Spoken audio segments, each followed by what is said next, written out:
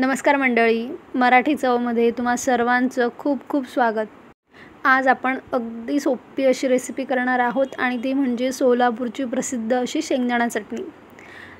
साहित्य तर आपण नेहमी शेंगदाणा चटणी करतो तसंच आहे, पण पद्धत थोडीशी वेगळी आहे। तर लगेच रेसिपीला सुरू करूयात, पण तुम्ही चॅनलवर नवीन असाल तर चॅनलला न विसरता सबस्क्राइब करा। तर मी इथे गॅसवर कढई तापत ठेवलेली आहे आणि त्यामध्ये आपण शेंगदाणे भाजून घेणार आहोत। तर मी इथे 1 वाटी शेंगदाणे घेतलेले आहेत। शेंगदाणे भाजत असताना खूप घाई गडबड करायची नाही आहे। शेंगदाणे अगदी कमी आचेवर भाजून घ्यायचे आहेत, जेणेकरून ते आतपर्यंत छान खमंग असे भाजले जातात आणि ते खमंग भाजले गेले ना तरच चटणीला खमंग अशी चव येते।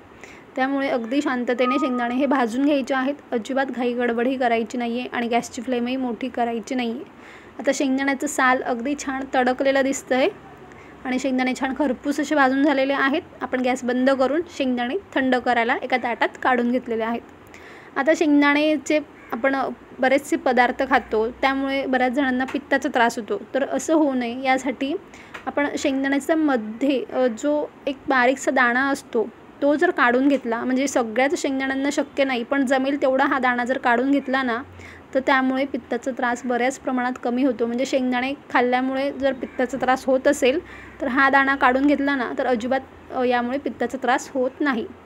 आता आपण एका वाटीने छान शेंगदाण्याची सालही काढून घेऊयात आणि शेंगदाण्याचे छान 2 भाग झाले की तो मधला दाणा आपोआप बाहेर निघून जाईल आणि सगळ्याच नाही पण बऱ्याच प्रमाणात तो दाणा बाहेर निघून जाईल। तर आता शेंगदाण्याची सालं काढून शेंगदाणे स्वच्छ करून घेऊयात। इथे शेंगदाणे स्वच्छ करून झालेले आहेत। आता मात्र आपल्याला शेंगदाण्याला पुन्हा एकदा भाजून घ्यायचं आहे। कढईत मी अगदी छोटा चमचा एवढं तेल घालून घेतलेलं आहे आणि या तेलात आपल्याला पुन्हा शेंगदाणे हे 3 ते 4 मिनिटभर भाजून घ्यायचे आहेत। गॅसची फ्लेम नेहमीप्रमाणे कमीच ठेवायची आहे, फ्लेम जराही वाढवायची नाही आहे। तर अगदी 3 ते 4 मिनिटभर आपण शेंगदाणे परतून घ्यायचे आहेत आणि शेंगदाणे भाजत असतानाच आपण त्यात अगदी पाव चमचा इतकं जिरं घालणार आहोत। जिरं खूप जास्तही घालायचं नाही आहे। जिरं घातल्यावर 1 मिनिटभर आपण शेंगदाण्यासोबत जिरं हे परतून घ्यायचं आहे आणि गॅसची फ्लेम बंद करून शेंगदाणे छान असे थंड होऊ द्यायचे आहेत। आता आपण ही शेंगदाणा चटणी खलबत्त्यात वाटून घेणार आहोत। शेंगदाणा चटणीसाठी मी ते 7 ते 8 लसणाच्या पाकळ्या घेतल्या आहेत आणि लसूणही खूप जास्त घ्यायचं नाही आहे, नाहीतर मग त्याचा उग्रपणा हा चटणीत जाणवतो। तर शेंगदाणा चटणी इथे मी खलबत्त्यात वाटते आहे। तुम्हाला जर अगदीच वेळ कमी असेल, घाई असेल तर अगदी मिक्सरच्या भांड्यात बारीक करून घेतली तरी देखील चालेल, पण ती करताना सलग मिक्सर चालवायचं नाही आहे। अगदी चालू बंद करत मिक्सरमध्ये चटणीही वाटून घ्यायची आहे। पण खलबत्त्यात चटणी वाटली ना की त्याची चव आणखीन जास्त सुरेख लागते। तर आता आपण यात लसूण घालून घेऊयात आणि यात आता लाल तिखट हे आपण आवडीप्रमाणे घालूयात। तर इथे मी 1 चमचा आणि वरून अजून थोडा पाव चमचा लाल तिखट घालून घेते। तुम्ही आवडीप्रमाणे ते कमी जास्त करून घेऊ शकता। आणि आता आपण यात मीठ घालून घेणार आहोत चवीनुसार आणि आता हे सगळं साहित्य छान आपण वाटून घ्यायचं आहे, म्हणजे चटणी छान अशी कुटून घ्यायची आहे।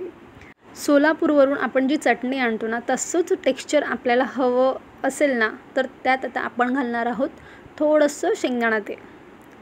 तर सोलापूरला जी चटणी केली जाते जास्त प्रमाणात त्यात देखील तेल हे घातलं जातं आणि शेंगदाण्याचं तेल घालायचं आहे। आणि आपण जर चटणी ही खलबत्त्यात कुटून करत असाल ना तर ती आपोआपच छान अशी तेलकट होते, पण मिक्सरमध्ये तशी होत नाहीत। यामागे कारणं अशी आहेत की आपण ज्या वेळेस कुठलीही वस्तू वाटतो किंवा अशी कांडून घेत असतो तर त्या पदार्थातलं तेल जे असतं ते रिलीज होतं, पण मिक्सरमध्ये तसं होत नाही। मिक्सरमध्ये पदार्थ हा कट होतो, अगदी बारीक आकारात तो कापला जातो, पण त्यातलं तेल मात्र रिलीज होत नाही, म्हणून दोन्हींच्या चवीतही आपल्याला फरक जाणवतो। तर बघा आपली चटणी छान अशी वाटून झालेली आहे आणि मस्त खूप बारीक नाही, जाडसरच आपण ती ठेवलेली आहे। तर अगदी झटपट आणि खमंग अशी सोलापूरची प्रसिद्ध शेंगदाणा चटणी तयार आहे। नक्कीच या पद्धतीने शेंगदाण्याची चटणी एकदा ट्राय करून बघा, तुम्हालाही ती नक्कीच आवडेल। रेसिपी तुम्हाला आवडली असेल तर व्हिडिओला लाईक करा, व्हिडिओ जास्तीत जास्त शेअर करा आणि चॅनलवर तुम्ही नवीन असाल तर अशा छान छान रेसिपीज सोप्या पद्धतीने शिकण्यासाठी चॅनलला नक्कीच सबस्क्राईब करा। पुन्हा भेटूयात छानशा रेसिपीसोबत, तोपर्यंत धन्यवाद।